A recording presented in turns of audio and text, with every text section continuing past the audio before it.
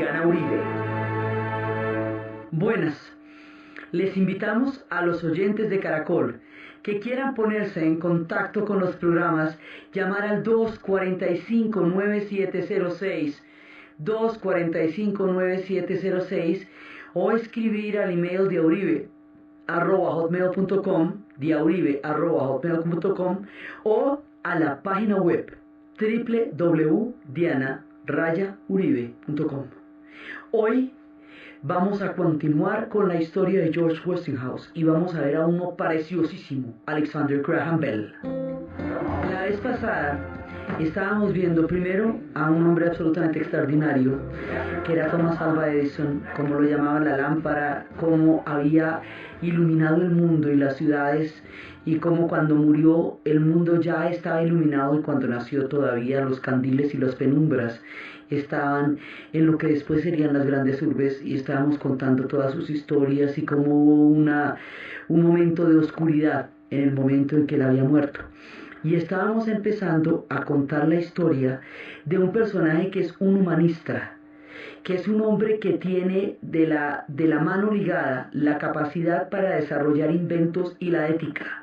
La idea de que los inventos deben servir para mejorar la vida del hombre. La idea de Thomas Alva Edison era que los inventos fueran prácticos.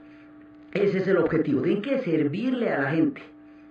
La idea de George Westinghouse es que los inventos deben mejorar la vida de los hombres. Y es un hombre familiar. Va a pensar en la familia como objetivo de todos sus inventos y va a desarrollar ideas macro y va a desarrollar ideas de la vida cotidiana. Él va a ser el que va a llevar la industrialización a la vida cotidiana. Entonces, estábamos contando que el hombre era tan creativo. Todo este combo van a ser en 1846, 1847. En ese filito nacen todos ellos. Este van a ser en el 1846. Y el hombre, contábamos la vez pasada, como en un momentico se subía en un tren. Todos nuestros inventos tienen que ver con el tren. El tren en este momento está determinando todo el auge del progreso y de los cambios, es lo que está dando toda la fuerza del transporte masivo, digamos. No se puede explicar el desarrollo de la nación americana sin el tren. Habíamos hablado cómo la India se cohesionó a partir de las vías férreas, logró integrarse como un solo país. México también va a ser un país que se moderniza alrededor del tren. El tren es el proyecto que permite acuñar todas las regiones y comunicarlas y crear estados nacionales, digamos. Y el invento de la locomotora en Inglaterra va a ser pues el comienzo de todo. Entonces todo está ligado al tren. Y precisamente por estar ligado al tren y por este espíritu de progreso, de optimismo que hay en que las cosas están creando un mundo mejor. Estábamos empezando con esta canción de Cat Stevens que dice que he estado alegre últimamente, que he estado sonriente últimamente, pensando en las buenas cosas que están por venir, pensando en los días mejores que van a llegar, y estoy pensando en el tren de la paz que va a recorrer estos territorios. Entonces, y hablaba de ir, de ir montando en el tren de la paz. Cat Stevens montaría en el tren de la paz mucho tiempo después con su hermoso espíritu, pero Westinghouse, en el mismo tren, lo que desarrolla es una capacidad de observación impresionante. El hombre se monta en el tren y habíamos visto la vez pasada como en un ratico, en un recorrido, ya vio dos cosas. Ya vio que los trenes tenían un sistema absurdo de frenos, que necesitaban un vagón para poderlos parar, y que eso era peligrosísimo en términos de accidentalidad y hacía que los vagones se incrustaran unos sobre otros y se presentaba un accidente, y al hacerlo espicharan a las personas dentro del siguiente vagón. Usted imagínese un accidente de ese tamaño. Y por el otro lado, que estaban mal señalizados. Entonces la señalización, que es un elemento tan supremamente básico, de sentido común, pues de mínimo entendimiento que haya señalización en los trenes, el hombre simplemente desarrolla eso. O sea, va mirando la vida, y donde quiera que va mirando la vida, se va pillando que ahí toca hacer algún arreglito.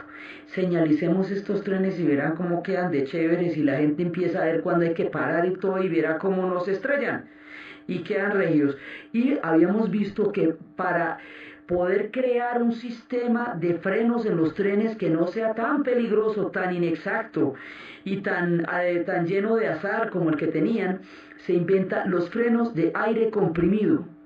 Y al inventarse los frenos de aire comprimido, al hacer seguro el tren, va a hacer seguro el transporte masivo. Con eso nomás ya tenemos una revolución de los inventos de la vida cotidiana, porque usted puede montar en tren con un altísimo margen de seguridad que antes no existía. George Westinghouse va a ser un empresario. Entonces, a sus talentos, a sus invenciones, también añade fábricas, así que él más adelante va a hacer su empresa de frenos de aire comprimido, porque el hombre a todo le va poniendo lugar y a todo le va poniendo sitio.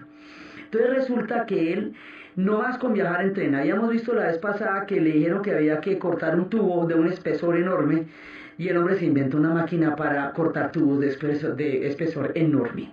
Entonces, dicho, cualquier cosita que se le comentara al hombre, inmediatamente lo convertía en invento. Entonces, a él le tocó la época, habíamos visto, a toda esta gente le va a tocar la guerra de secesión.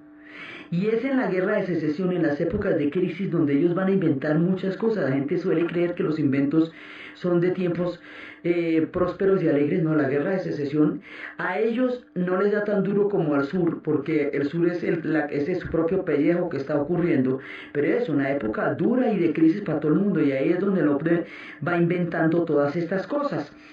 Entonces, por un lado, soluciona el problema del tren, soluciona el problema de los tubos y seguimos. Y después se inventan los motores rotativos. Los motores rotativos hacen posible que la fuerza del agua pueda moverse en las hidroeléctricas y desarrollar electricidad.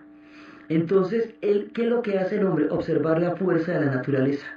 Entonces, a esa fuerza que tiene el agua, le va a meter un motor rotativo y va a hacer que ese motor pueda movilizar el agua para convertirla en electricidad. Y eso, habíamos dicho, como uno de los primeros contratos son las presas que surgen a partir de las cataratas del Niágara. Esas las va a ser hidroeléctricas. Entonces, eso va a ser, digamos, uno de los inventos macro, los gigantescos.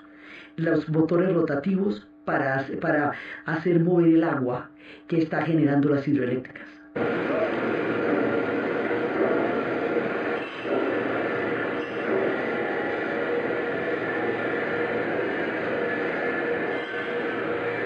Con las hidroeléctricas se puede masificar la energía, y ahí sí se pone más chévere la cosa. Entonces el hombre inventa esto a nivel macro, y su gran invento, digamos, lo que va a hacer posible toda su obra, es que por un lado el hombre, como hemos dicho, es un hombre de familia, y en todo está trabajando con su mujer, que es Margarita Westinghouse, con quien tiene una historia de amor que va a durar toda la vida. Siempre van a estar juntos, a diferencia del genio solitario de Alva Edison, que vivía en su laboratorio creando con su equipo de trabajadores maravillas literales.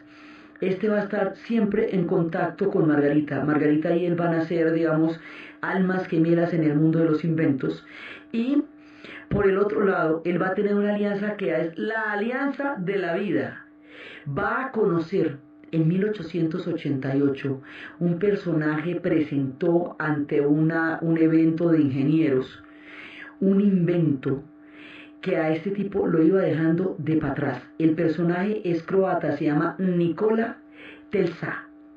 Nikola Tesla tiene la manera de producir la corriente alterna.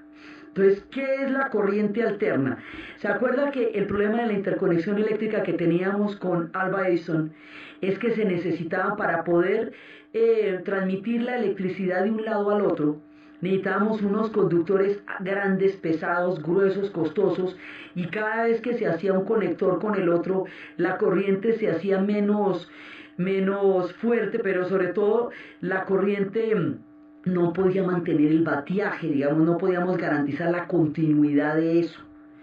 Pues este tipo, Tesla, Nikola Tesla, va a solucionar ese problema y va a hacer que los chorros de electricidad que salen de la generación de electricidad se vayan disminuyendo de una manera controlada, discontinua en cierta forma, que es lo que se llama corriente alterna, y esa corriente alterna se pueda, digamos, se pueda dosificar para que llegue en las dosis necesarias a los lugares donde se va a conectar. Usted no se da cuenta, por ejemplo, que cuando se va la luz, le dicen que apague todos los electrodomésticos, porque cuando llega toda la corriente los puede quemar. Bueno, si no existiera la corriente alterna, todo se quemaba, porque llegaba un batiaje de estos y llegaba y acababa con todo. Entonces, este tipo se inventa la manera de dosificar la electricidad, y con eso es lo que se llama la corriente alterna. Entonces, cuando lo va a ver, cuando Westinghouse lo ve, dice, no, este man es un genio total, el maravilloso. Vamos a conocerlo a su laboratorio. Y va y lo visita en el laboratorio y se encuentra con la sociedad más fantástica del mundo. Entonces, con el genio Westinghouse y esta inventiva tan maravillosa de Tesla, se ponen juntos a trabajar, crean una empresa y hacen lo siguiente, que es una maravilla. Tesla elabora todo lo que tiene que ver con la corriente alterna. Westinghouse coge esa corriente alterna y la lleva hacia los electrodomésticos. Y ahí va el invento de la vida cotidiana. En ese instante eso se puede volver planchas eléctricas. Imagínense que antes las planchas se hacían por peso. Entonces eran unos armatrostes, unos mamotretos terriblísimos, porque planchaban era porque aplastaban la ropa. Las estufas eran de carbón. Entonces, bueno, préndame la estufita del carbón. Ahora vamos a hacer que esa corriente alterna que estamos sacando desde las hidroeléctricas nos llegue en forma de plancha y en forma de estufa. ¿Cómo la vio? Esa muy tremenda, ¿o no? Y la otra, que es la genial y la sensacional, que esa corriente alterna llegue a un interruptor, que uno lo prenda y lo apague a un switch, y ese interruptor sea el que prenda la luz. De manera que usted llega a su casa, dobla la llave, abre la puerta, prende la luz y ahí está George Westinghouse. ¿Cómo la ve? Así está Alva Edison, porque sin la electricidad está George Westinghouse y está Tesla, porque él fue el que se inventó esto. Entonces, la combinación de estos dos, los inventos hemos visto son cadenas, y mientras tanto habíamos contado el caso del jorobado, que estaba trabajando también en esto mismo para la General Electric, para los equipos de Edison, y que era uno de sus descubridores. Pero esta combinación que estamos hablando ahorita es la que se va a traducir en los interruptores y en la revolución de la vida cotidiana. Empiezan a existir los electrodomésticos, que van a hacer que la vida cotidiana sea mucho menos dispendiosa, que un oficio de estos no requiera todo un día, sino un ratico. Al requerir un ratico y no todo un día, empieza a aparecer el tiempo libre. Entonces, lo que usted está ganando con eso es tiempo para la gente, tiempo para las familias, para que puedan hacer otras cosas distintas a unos oficios que son súper pesados, y de eso se trata el invento, que la gente se le facilite la vida. Este tipo se va a inventar una cosa que llama, en su conjunto, la calidad de vida, que le quede suave, que le quede bien, ¿me entienden? Nice, que no le vaya todo el día a levantar una plancha de esas, que esto era una cosa muy complicada. Entonces, cuando empieza a levantarse la calidad de vida, mire cómo va a ser toda la secuencia. Cuando se inventa la calidad de vida, el hombre piensa lo siguiente: va a crear una ciudad con un experimento, a ver si todo esto se puede aplicar a una pequeña ciudad. Es una pequeña ciudad al principio.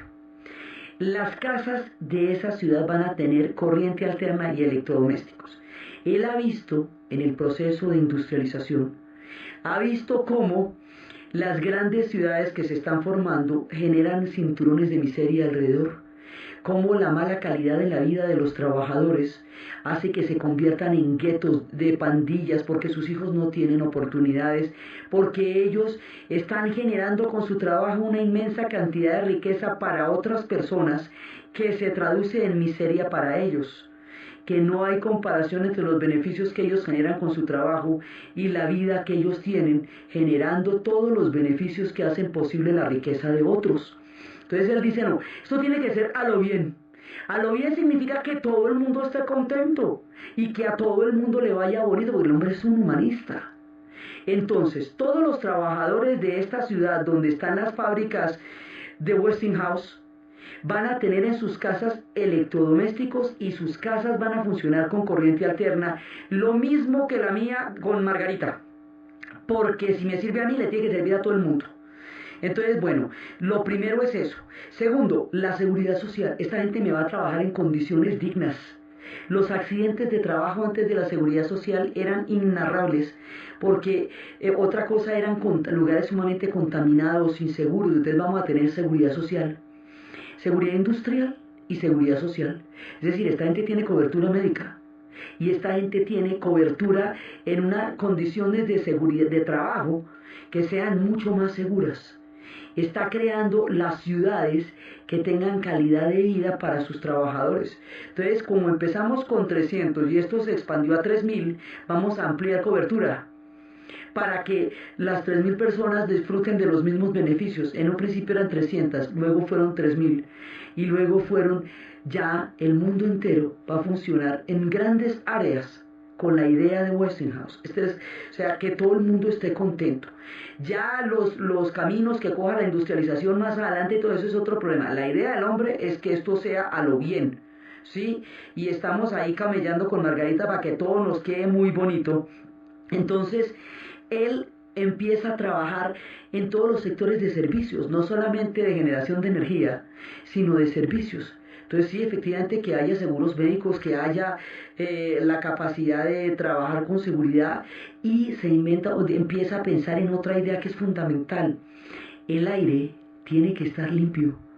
El aire tiene que ser respirable, porque si el aire está totalmente contaminado, toda esta calidad de vida y toda esta prestación de servicios y toda esta cobertura de las ciudades está, digamos, a mitad de camino, porque si usted sale y se envenena respirando ese aire, los pulmones no le aguantan, entonces la cosa está muy grave. Con esto está empezando a señalar los problemas de contaminación del creciente mundo industrial. Con esto está empezando a plantear problemas que hoy por hoy ya vamos en el calentamiento global. Con esto está empezando a plantear una cantidad de cosas que cuando surja en adelante, en el futuro, el pensamiento ecológico desarrollará esta idea que tempranamente, en los comienzos del mundo industrial, había desarrollado George Westinghouse. Y la pregunta en ese momento es la misma pregunta del aire puro y de la calidad de vida, y la pregunta que se haría en el futuro Cat Stevens de dónde juegan los niños cuando está creciendo un mundo industrial. Cat Stevens nos diría, interpretando en el futuro este pensamiento del que estamos hablando, bueno, yo creo que está bien que hagamos aviones jumbos, trenes cósmicos, tener una vuelta en un tren cósmico. Yo pienso que está bien que estemos inventando todas estas cosas. Yo sé que hemos recorrido un largo camino, pero dígame, ¿dónde juegan los niños? Sé que está bien que haya camiones y que haya todas esas cosas, pero dígame, ¿dónde juegan los niños? Entonces, efectivamente, en las ciudades de Westinghouse tenía que haber dónde jugaran los niños, para que no tuviéramos el problema de que no quedara un espacio ya donde jugaran los niños. Entonces, por ese lado, lo está planteando Westinghouse. Otra cosita que le ocurre ya que estamos en estas es bombear el gas por tuberías para que llegue a las casas, ¿cómo la ve? Y haya calefacción. Ah, esa chévere, ¿no es cierto? El gas por tuberías. Entonces se va inventando todo esto y ya con el tema de la corriente alterna, pudiéndolo utilizar, entonces la lavadora, la secadora, la tostadora, todo esto se lo va inventando. La popularización de estos inventos va a tardar mucho tiempo, porque esto va a ser la característica del modo de vida americano en los años 60, en los 50 y los 60 del siglo XX, después de la Segunda Guerra Mundial, cuando llegue el gran auge del modo de vida americano y de la vida de los suburbios y todo eso, las ciudades serán masivamente como este pequeño experimento que había hecho George Westinghouse 100 años antes, previendo una ciudad del futuro donde el hombre no fuera presa de la máquina, sino que utilizara la máquina para su vida cotidiana, para mejorar su calidad de vida, para tener tiempo libre, para que no fuera tan dispendioso el oficio diario, para que las familias tuvieran mejores condiciones de vida. Esa era la idea de George Westinghouse. Por eso tanta cosita lleva el nombre de ese señor, porque es que se inventó la mitad del mundo. Lo que son las ciudades en términos de redes y de servicios y la manera como funcionan al interior de los hogares es fundamentalmente lo que se inventó Westinghouse. Y Westinghouse lo hace con el gran invento de Telsa. O sea, Telsa es el que da la línea de cómo es y Westinghouse el para qué es, cómo lo vamos a utilizar y cómo vamos a hacer de eso algo chévere para la vida de la gente. Este es un inventor con ética. Eso es muy bonito porque no necesariamente la gente que tiene grandes inventos ha pensado en que la utilización de esos inventos debe ser de una manera positiva y creativa. El hombre sí, por eso le digo que es un humanista. Eso es muy importante en el mundo de Westinghouse. Es un hombre que ha pensado en el bien común para desarrollar sus inventos. Además, es un gran empresario. Entonces siempre logra que un invento le dé el billete para poder crear el otro. Por eso es que crea todas las fábricas y crea las compañías con Tesla y todo eso, y al crear y las fábricas de aire comprimido, y al crear las fábricas crea las ciudades, y al crear las ciudades crea todas estas casas y todo este sistema y va generando, es un mundo, ¿ve? El mundo como sería en el futuro es el que va a ser Westinghouse en su momento, y por eso es tan importante en este espíritu. Además es como el espíritu del progreso. Es una contradicción inclusive muy grande porque el ideal es la tierra. Todo el mundo va a buscar tierra, todos los emigrantes llegan en busca de tierra. Pero lo que está pasando es la industrialización. Sí hay una frontera agrícola enorme, pero lo que está ocurriendo es que el mundo se está industrializando, este país se está industrializando y el campo va quedando cada vez, digamos, en un lugar menos importante porque lo que está surgiendo es el mundo industrializado, a pesar de que exista un ideal terriblemente romántico sobre la tierra y la libertad. Lo que está pasando es esto es lo que está pasando en el norte. Bueno, Westinghouse le va a tocar de todo y él va a morir en 1914, dale, pues que le rindió. Al hombre nació en 1846 y muere en 1914. Le tocó una vida larga, paralela a la de Edison. Ellos dos van a correr paralelos y van a trabajar en el mismo sector. Y van a estar, por eso les digo que los inventos son cadenas. Muchísima gente está camellando al mismo tiempo y están en muchos puntos de la Tierra. Se están trabajando muchas cosas a la vez. Pero aquí lo que pasa es que estos dos son los que articulan sus inventos con la vida moderna. Por eso es que quedan figurando en la historia, porque ellos articularon las cosas que se inventaron con toda la sociedad y la vida de su tiempo, y esa articulación es la que hace que sobre ellos recaiga la gloria de estos inventos, aunque muchísima otra gente los haya hecho al mismo tiempo, esté trabajando en esto, haya descubierto aquello, pero las ciudades como son las creó Westinghouse. Y sin la bombilla eléctrica nosotros no hubiéramos podido llegar. Sin la bombilla eléctrica, ¿cómo llegamos al switch? ¿Ve? O sea, todos son inventos que se interrelacionan en un mundo que se está conectando, que está creciendo sobre las bases de las redes. Entonces, él muere en 1914. Margarita Westinghouse tenía clarísimo que ella no iba a vivir después de su esposo. Lo había dicho desde siempre. Estuvo con él todo el tiempo, vivía maravillada con su genio y con su espíritu, con las dos cosas, con su genialidad y con el espíritu tan hermoso que él tenía. 3 meses después de la muerte de George Westinghouse, muere Margarita, según lo dicho. Ella había querido vivir la vida con él, y con ellos dos, los inventores de las ciudades. Y otro personaje que va a venir a nuestra historia, que es de una belleza impresionante, porque si Thomas Alva Edison era un hombre extraordinario y práctico, si George Westinghouse era un humanista, este hombre es un humanitario, este es un hermoso ser humano. Este hombre es Alexander Graham Bell. Alexander Graham Bell va a nacer en un mundo, él nace originalmente en Escocia, como todos los demás son migrantes también, su familia emigrará, y como es un hombre tan bacano, tan supremamente bacano, Escocia y Estados Unidos se pelean. la cuna de este hombre. La cuna es Escocia, pero toda su vida va a transcurrir en los Estados Unidos. Vienen los barcos, como todo el mundo, como llegó Telsa, en los barcos, como llegó todo el mundo. No es que están bajando los barcos, llegando de todos los barcos. Entonces, pues todo el mundo lo reivindica, todo el mundo quiere hacerse a la honra de este hombre tan maravilloso. Este hombre va a nacer hijo de un profesor de oratoria, de un hombre grandilocuente y de una mujer sorda. A mitad de camino, entre la elocuencia y el silencio, este hombre va a nacer. La mitad de su vida entre la locuacidad y la otra entre el profundo silencio. Él es un hijo de los sonidos del silencio. En los sonidos del silencio nace Alexander Graham Bell. Él va a tener los dos un núcleo familiar muy fuerte que lo va a apoyar, una relación con la madre profunda que le va a dar una mirada del mundo muy importante. Lo que él va a querer es que los seres humanos se comuniquen.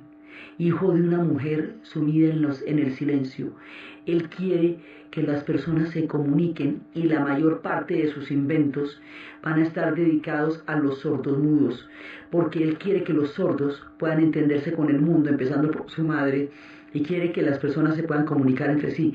Él había descubierto que poniendo sus labios sobre el cráneo de su madre, la vibración de los labios le transmitía a ella impulsos que eran de comunicación. Y así empezó.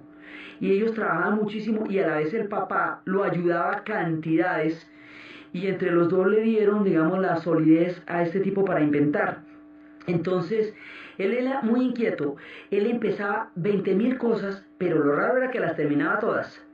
O sea, parecía un Ciro Peraloca, pero el hombre era, digamos, aparentemente era disperso, pero no, era que tenía la cabeza en 1000 cosas a la vez. Él inventó en todos los renglones. No tenía una cosa así como tan particular que un sector, sino que el hombre está metido en todo. La diversidad con que este hombre va a inventar es una cosa increíble. A veces se parece como a Da Vinci, que dejó bosquejos de todo. El hombre estuvo experimentando con lo que serían los helicópteros, con las cometas, con los futuros alerones de los aviones. Cuando los aviones no habían inventado, él ya tenía los alerones, gramófono, él de todo. Estuvo metido con la luz y lo suyo era la naturaleza, era la que lo inspiraba. Su invento más tremendo va a ser el teléfono. Pero el hombre empieza por crear un mundo en el que se puedan comunicar las personas sordas. Las audiometrías, la prueba de audiometría, que es la que determina el nivel de audición de una persona, se la inventa él, Alexander Graham Bell, en su nombre, en su honor. La medida la medida de audición que uno tiene se da en decibeles por Alexander Graham Bell, por eso se llama el decibel. Entonces, cada vez que usted se va a una audiometría para poder matricular un niño o una niña en el colegio, ahí está Alexander Graham Bell, porque antes a los niños los rechazaban en los colegios, alegando que no tenían inteligencia para estar ahí y lo que tenían eran problemas de audición. Entonces, con las audiometrías hay una nueva oportunidad que se le abre a mucha gente, simplemente midiendo la capacidad de audición que tienen. Y el hombre empieza a trabajar en eso y va a entrar a trabajar en una escuela de sordomudos. Y en la escuela de sordos va a conocer a Mabel. Mabel va a ser su esposa, la mujer de su vida, su adoración, porque aquí hay unas historias de amor tremendas. Mabel era una chica que había nacido bien, pero había nacido con audición, pero ella había tenido un problema a los 5 años que le había quitado la audición. Su madre y sus hermanos se habían propuesto hablarle de una manera clara y modulada para mantener en ella el recuerdo que hubiera podido tener de los años de audición que tuvo antes de la enfermedad, teniendo en cuenta que a los 5 años un niño ya tiene un desarrollo casi completo de todo. Entonces no era sorda de nacimiento, lo que permite que ella tenga una cantidad de ventajas. La hace también una alumna y luego una profesora de la escuela de sordomudos, y él se enamora de ella como en una película que se hizo con William Hurt que se llamaba Te amaré en silencio, que él es profesor y se enamora de una alumna que es una mujer de un carácter tenacísimo. Haga de cuenta, el hombre tenía 35 años y Mabel 17, era una polla. Y el papá de Mabel, cuando veía que el hombre tenía cualquier cantidad de inventos, dijo, bueno, a ver, organicémonos. Usted dijo que iba a inventar la telegrafía múltiple, es decir, que muchos impulsos se puedan tomar a la vez a través de los hilos eléctricos y todo eso. Bueno, entonces sálgame con alguna cosa, invénteme la telegrafía. Cuando ya me la tenga inventada se puede casar con Mabel, porque es que yo lo veo pispiriteando como mucho. Entonces necesito que me organice.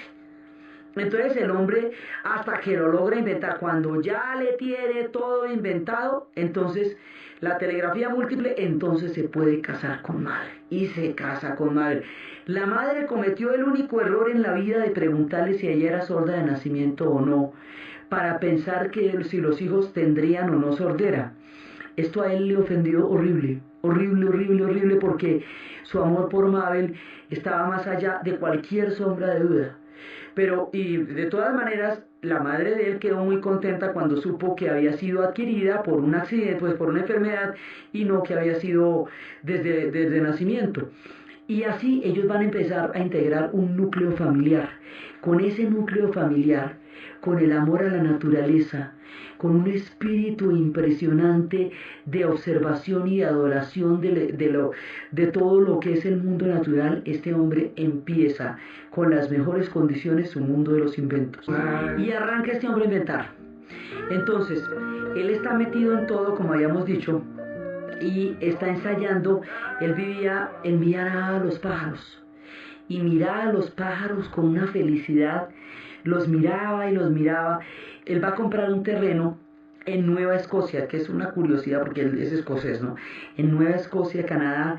Él es un hombre que lo único que tenía era que le daban unas jaquecas muy duras, necesitaba espacios abiertos, aire puro, a diferencia de los otros dos que son hombres urbanos. Este era un hombre de espacios abiertos. Entonces él allá empieza a mirar los pájaros. Y con los pájaros, el hombre empieza a ver que los pájaros tienen movimiento ondulatorio. Ese movimiento ondulatorio tiene que poderse traducir a impulsos eléctricos. Digo, eso se puede, pero entonces empieza a mirar cómo es que puede llegar a traducir una cosa a la otra. Los impulsos ondulatorios. Entonces dice, voy a convertir el sonido en impulsos eléctricos. Entonces el hombre empieza primero cuando ya termina su telegrafía múltiple, ya tiene una cosa, ya la tiene clara para poder seguir adelante. Entonces empieza a buscar otra vez lo de la ondulación de los sonidos y a traducirlos a impulsos eléctricos. Y en ese momento el hombre lo que va a hacer es lo siguiente. Los mete en impulsos eléctricos a través de un micrófono. Ese micrófono está conectado a un diafragma vibrador. Ese diafragma vibrador está sujeto a un imán que al moverse introduce corriente en una bobina. Y un auricular, que es un aparato idéntico pero que está haciendo el movimiento opuesto hasta llegar a producir el sonido. Y entonces él tenía un asistente que se llamaba Watson, igual que Sherlock Holmes. Y de pronto le dijo, Watson, te necesito. El Watson casi se escurre. Se había escuchado la voz humana por primera vez, se había podido transmitir. Alexander Graham Bell acababa de inventar el teléfono.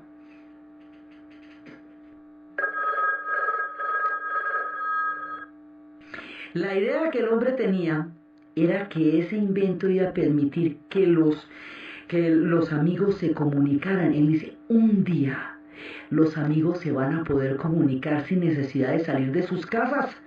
Van a utilizar un aparato de estos y van a poder charlar entre sí. Entonces, con esto, él va a ser, digamos, su invento más importante.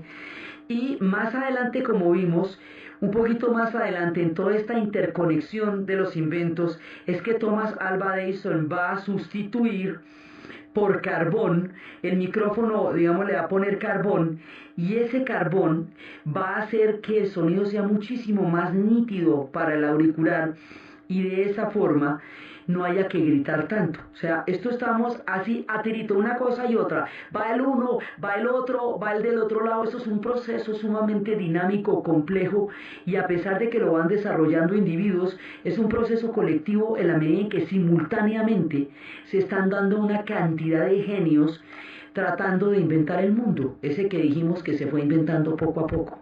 Entonces el hombre sale con lo del teléfono. Hay quienes dicen durante toda la vida, digamos los italianos, la colonia italoamericana va a sostener siempre la idea de un personaje que se llama Meucci como inventor del teléfono, porque el hombre años antes se había inventado un teléfono para comunicar del primero al segundo piso, porque resulta que tenía una esposa reumática que no podía bajar escaleras y él quería saber cómo estaba ella. Entonces se había inventado esto para poderla controlar, digamos, saber cómo estaba ella y todo por su salud. El hombre había nacido en Florencia, en Italia, y se había embarcado y había llegado a los Estados Unidos y allá se había inventado esto para poder estar con su esposa. Entonces los italianos siempre reivindican a este hombre como su inventor del teléfono.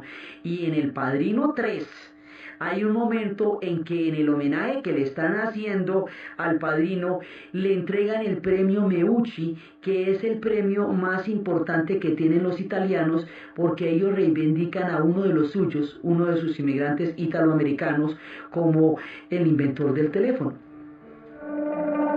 Entonces resulta que, pues claro, el hombre sí se lo inventó y se lo había inventado antes, pero no lo popularizó, lo utilizó solamente para poder cuidar a su esposa en la enfermedad. Mucho tiempo después, a través del increíble lobby que la colonia italoamericana va a hacer en el Congreso y de la importancia que ellos van a tener en el desarrollo de esa nación, lograrían que el Congreso de los Estados Unidos le dé un reconocimiento a la figura de Meucci como uno de los hombres que aportó fundamentalmente a la invención del teléfono. Pero el tema con Alexander Graham Bell es que Bell, aparte de ser un inventor, es un empresario. Y al ser un empresario tiene la capacidad de globalizar estas cosas, de generalizarlas. Entonces él va a crear las compañías de teléfonos, por eso llevan su nombre. Entonces al crear empresas telefónicas, esto trasciende. Lo de Meucci es fundamental a nivel científico, pero no alcanza a trascender a nivel de la vida cotidiana porque no sale del ámbito doméstico en el que lo inventó, mientras que Bell lo generaliza y al generalizarlo lo va a popularizar y lo va a dar a conocer y por eso queda en su nombre oficialmente la invención del teléfono. Ya les digo, todos los inventos son de ese estilo. Mucha gente está trabajando, pero hay uno que lo articula con la sociedad y es el que queda, digamos, en la historia como el de la jugada. Bell se inventa el teléfono. Bell inventa una cantidad de cosas para comunicar a la gente. Ustedes han visto en los diccionarios que hay unos signos al lado de las palabras. Esos signos son los alfabetos fonéticos. Esos alfabetos fonéticos se hacen para que no importa en qué idioma esté, usted tenga unas convenciones internacionales que pueda leer para saber cómo suenan los idiomas. Porque es que hay lenguas que se escriben y se pronuncian de una manera diferente. El mismo inglés se escribe y se pronuncia distinto. El español no, pero el inglés sí. Entonces, esto que está al lado de los diccionarios llamamos el alfabeto fonético. Bell se lo inventa para poder comunicar a la gente, para que tenga una idea de cómo suenan las cosas. Entonces, el hombre está metido en eso. Le fascinaban las cometas gigantes. Enormes cometas le gustaban al hombre, y entonces porque le gustaban los pájaros, y él se inventa el alerón de los aviones. Pues los aviones todavía no existían, pero no le hace. Él se los inventa. Él estaba, digamos, en ese momento de compadre con los hermanos Wright. Inclusive un compañero, un familiar de él, en uno de los experimentos de Wilbur Wright, se va a matar. Wilbur se le quiebra la pierna. Entonces él entiende que las alas, mirando los pájaros, él ve la manera como curvan las alas. Y él dice, los aviones tienen que tener ese alerón para que más adelante, cuando vuelen, cuando haya tormenta, puedan calibrarse con la tormenta, puedan movilizarse. Él se soñó un mundo donde la gente montaría en esos pájaros con alerones. Soñaba con que eso iba a suceder. Y hoy por hoy utilizamos los teléfonos para confirmar los vuelos, ¿sí? Que era lo que se había soñado Alexander Graham Bell, así de simple. Entonces el hombre hizo experimentos, por eso le digo que se parece a Da Vinci. Dejó a medio hacer una cantidad de cosas, experimentos con helicópteros, El hombre va a experimentar con celdas fotoeléctricas y con celdas solares y con el selenio. Después se le ocurre que habrá unos teléfonos más adelante que ni siquiera dependan de los hilos, sino de las ondas del aire. Eso todavía no, digamos, él no solamente conoce el invento, sino la potencialidad del invento. Él puede mirar en el futuro como un Julio Verne que puede llegar más allá, aunque todavía no exista en ninguna parte distinta a su imaginación. Así se imagina que en el futuro van a existir unos teléfonos que puedan comunicar la voz humana a través de unas ondas, pero que no estén en cables, sino en ondas del aire. ¿Sabe qué es eso? Un celular. Vaya viendo, pues. Sí, entonces 100 años antes, él no, eso no lo alcanzó a hacer ni nada, pero lo concibió. El hombre decía, esto se va a poder en algún momento.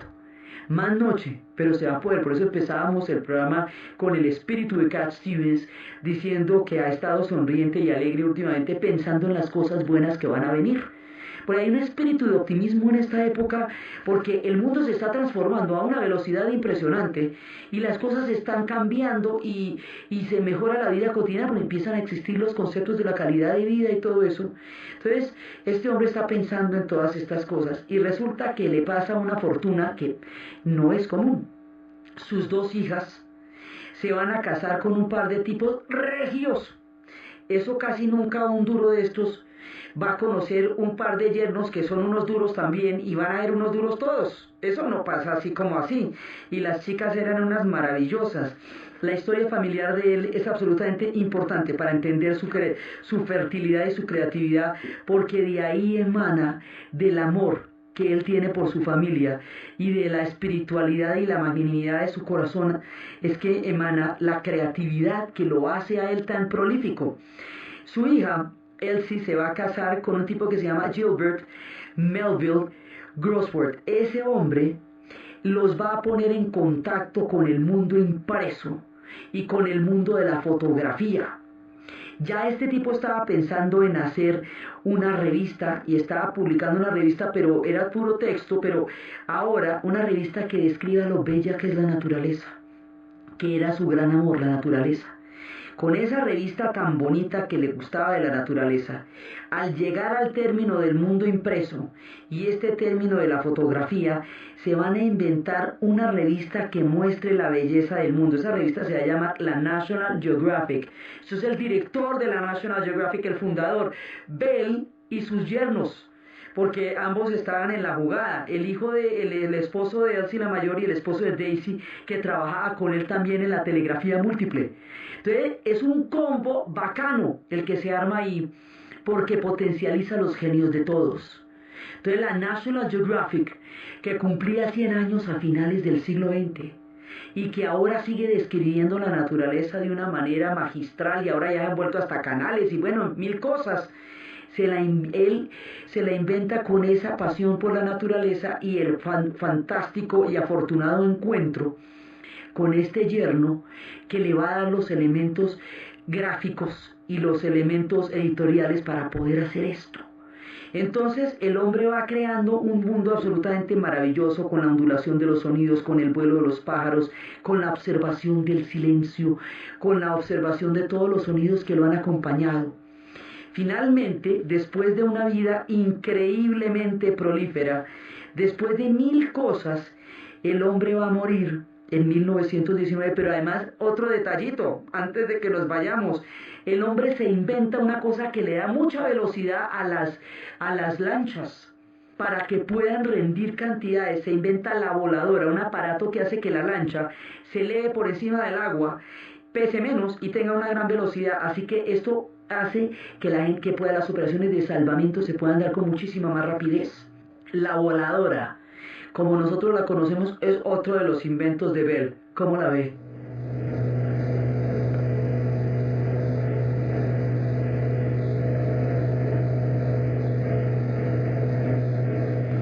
La lancha voladora, que tanto va a ayudar también, es un invento de Bell. En 1919, Alexander Graham Bell muere. Y cuando él muere, pasa una cosa parecida a la que sucedió con la lámpara. En un momento dado, ya todo el mundo conocía los teléfonos. Ya existían teléfonos en muchas partes de los Estados Unidos.